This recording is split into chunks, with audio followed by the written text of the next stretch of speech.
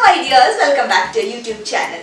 കഴിഞ്ഞ ആഴ്ച നമ്മൾ ഉണ്ടാക്കിയ റെസിപ്പീസ് ഒക്കെ ഒരുപാട് എല്ലാവർക്കും ഇഷ്ടപ്പെട്ടു എന്ന് പറഞ്ഞാൽ ഒരുപാട് സന്തോഷമുണ്ട്. അതേപോലെ തന്നെ സൺഡേസിലും നമ്മൾ ഒരു വീഡിയോ ഇട്ടിട്ടുണ്ടായിരുന്നു. അപ്പോൾ ഞാൻ പറഞ്ഞിട്ടുണ്ടായിരുന്നു ട്യൂസ്ഡേസ്, ഫ്രൈഡേസ് ആൻഡ് സൺഡേസിലായിരിക്കും നമ്മുടെ വീഡിയോസ് ഉണ്ടാവുക ചാനലിൽ. അപ്പോൾ സൺഡേയിൽ ഇട്ട DIY ഷാംപൂ ഇഷ്ടപ്പെട്ടു എന്ന് പറഞ്ഞാൽ സന്തോഷം. അതേപോലെ തന്നെ കുറച്ച് പേരൊക്കെ അന്വേഷിച്ചിട്ടുണ്ടായിരുന്നു ഷാംപൂൻ്റെ ലൈവ് റിസൾട്ട് എങ്ങനെ ഉണ്ടാവും എന്നൊക്കെ നേരിട്ട് അന്വേഷിച്ചിട്ടുണ്ടായിരുന്നു. സോ ഞാനൊന്ന് അതിൽ തന്നെ പറഞ്ഞിട്ടുണ്ടായിരുന്നു കുഴപ്പമില്ലാത്ത റിസൾട്ടാണ്, കുറച്ചുകൂടി നാച്ചുറൽ ആണല്ലോ.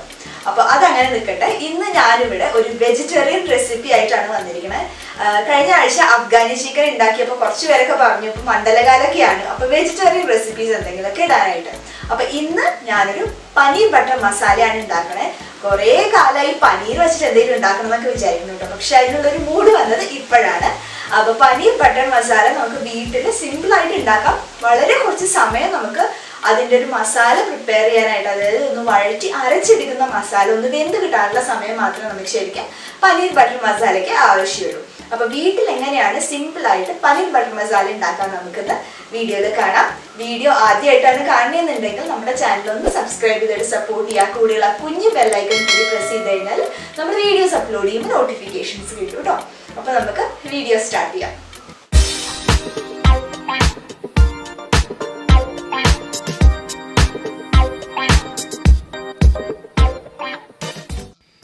പനീർ ബട്ടർ മസാല ഉണ്ടാക്കാനായിട്ട് നമുക്ക് ആദ്യം ഒരു പാത്രം, ഇപ്പോൾ കടായി അല്ലെങ്കിൽ ഇതേപോലത്തെ നോൺ സ്റ്റിക്ക് പാനിൽ നമുക്ക് ബട്ടർ ചൂടാക്കണം. ഞാനിവിടെ ഏകദേശം 1 ടേബിൾ സ്പൂൺ ബട്ടർ എടുത്തിട്ട് ഒരു 2 സബോള ക്യൂബ്സ് ആയിട്ട് കട്ട് ചെയ്തിട്ട് ആഡ് ചെയ്തിട്ടുണ്ട് കേട്ടോ. 2 സബോള എന്ന് പറഞ്ഞാൽ ഒരു മീഡിയം സൈസാണ്. ഒന്ന് വഴറ്റി വന്നു കഴിഞ്ഞാൽ അതിലേക്ക് കാഷ്യൂ നട്ട്സ്, ഒരു 10-15 കാഷ്യൂ നട്ട്സ് നല്ല ക്രീമിനെസ് കിട്ടാൻ വേണ്ടിയിട്ടാണ് കാഷ്യൂ ആഡ് ചെയ്യുന്നത്. അപ്പോൾ ഈ സബോള ഒന്ന് ട്രാൻസ്പെറൻ്റ് ആവണ വരെ ഒന്ന് നന്നായിട്ട് ഇളക്കി കൊടുത്ത് ഇടയ്ക്കിടയ്ക്കൊന്ന് ഇളക്കി കൊടുത്ത് അതൊന്ന് വഴറ്റിയെടുക്കണം. ഇതൊന്ന് വഴണ്ടി വന്നു കഴിഞ്ഞാൽ ഒരു ചെറിയ കഷ്ണം ഇഞ്ചിയും ഒരു 4 ചെറിയ വെളുത്തുള്ളി, ഒരുപാട് ചെറുതല്ല കേട്ടോ, ഒരു മീഡിയം വലിപ്പമുള്ള വെളുത്തുള്ളി ഇട്ട് ഒന്ന് ഇളക്കി കൊടുക്കുക. ഇത് വീണ്ടും അതിൻ്റെ ആ പച്ചമണമൊക്കെ ഒന്ന് മാറണ വരെ ഒന്ന് നമുക്ക് ഇതേപോലെ സോട്ട് ചെയ്ത് ഇളക്കി കൊടുക്കാം. ഇനി നമുക്ക് ഗ്രേവിയിലേക്ക് ആവശ്യമുള്ള ഉപ്പ് ഞാനിപ്പം തന്നെ ചേർക്കുകയാണ്. ഒരു കാര്യം എന്താ വെച്ചാൽ ഉപ്പ് ചേർത്ത് കഴിഞ്ഞാൽ നമ്മുടെ സബോള പെട്ടെന്ന് വാടി കിട്ടും. ഇത് നിങ്ങൾക്ക് മുന്നും ചേർക്കാം, ഞാനിപ്പോൾ ചേർത്തു എന്നുള്ളൂ. ഈ നിങ്ങൾക്കിത് വേണമെന്നുണ്ടെങ്കിൽ മാത്രം, അതായത് തീരെ ബട്ടർ കുറവാണ്, ബട്ടർ വേണമെങ്കിൽ ബട്ടർ ചേർക്കാം. അല്ല ബട്ടർ തീരെ കുറഞ്ഞു പോയി എന്നുണ്ടെങ്കിൽ വേണമെങ്കിൽ സൺഫ്ലവർ ഓയിൽ ചേർക്കാം. ഞാനിവിടെ സൺഫ്ലവർ ഓയിൽ ചേർക്കുന്നുണ്ട്, കാരണം കുറച്ച് ബട്ടർ കുറവാണ്, ഒരുപാട് ബട്ടറിൻ്റെ എഫക്റ്റ് വേണ്ടാന്ന് വെച്ചിട്ടാണ്.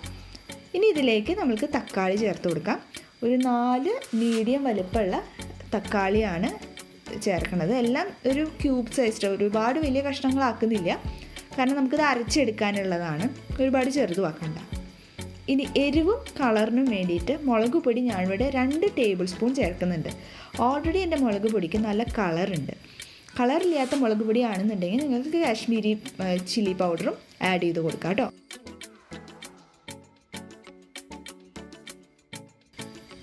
ഇനി നമുക്ക് കുറച്ചൊരു മധുരത്തോടെയല്ലേ ഈ കറി ഉണ്ടാവുക, അപ്പോൾ കുറച്ച് മധുരം ഇതിൽ ചേർക്കാം. അതേപോലെ ഇതിനൊരു ഏലക്കായ പൊടിയുടെ സ്മെല്ലും ഉണ്ടാവും. അപ്പോൾ ഏലക്കായ പൊടി ഞാനിവിടെ 1/2 ടീസ്പൂൺ ചേർക്കുന്നുണ്ട്. ശരിക്കും പറഞ്ഞാൽ ഏലക്കായ പൊടിയും പഞ്ചസാരയൊക്കെ അവരവരുടെ ഇഷ്ടത്തിനനുസരിച്ച് കൂട്ടുകയും കുറയ്ക്കുകയും ചെയ്യാം. അത് നമുക്ക് ലാസ്റ്റ് ടേസ്റ്റ് ചെയ്തിട്ട് നോക്കാം.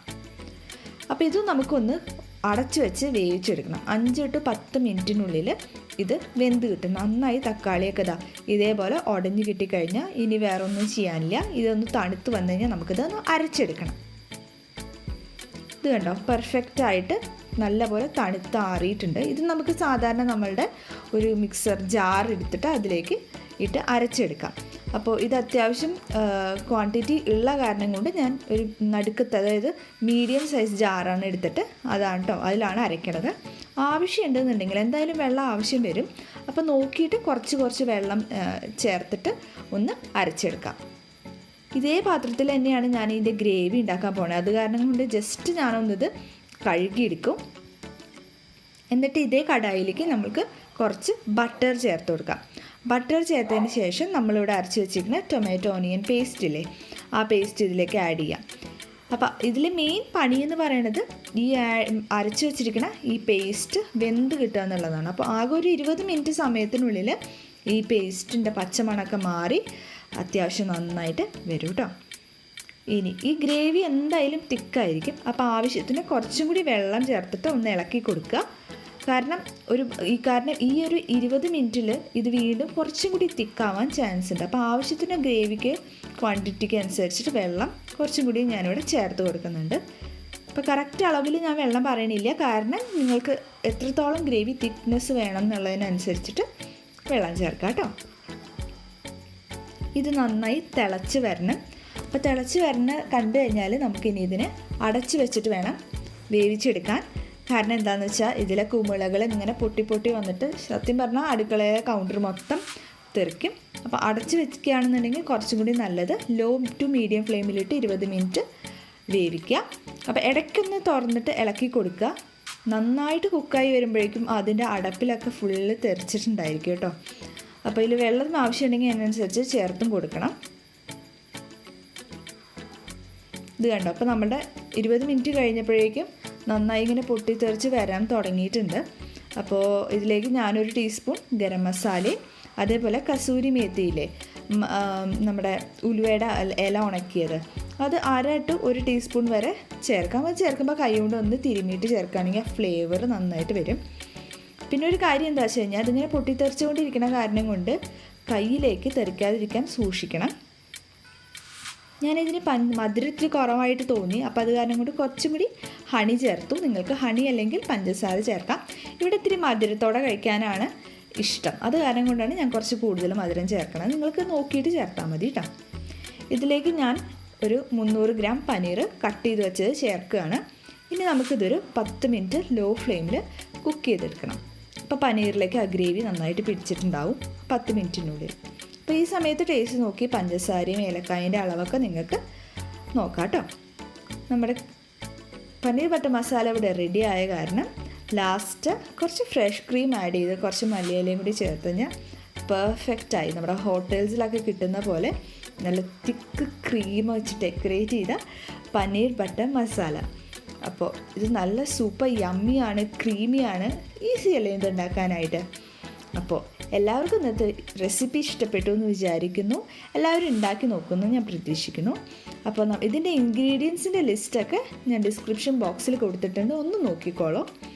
പിന്നെ നിങ്ങൾ ഇതുവരെ ചാനൽ സബ്സ്ക്രൈബ് ചെയ്യാത്തതാണെങ്കിൽ സബ്സ്ക്രൈബ് ചെയ്യണം. വീഡിയോ ഇഷ്ടപ്പെട്ടാൽ ലൈക്ക് ചെയ്യണം.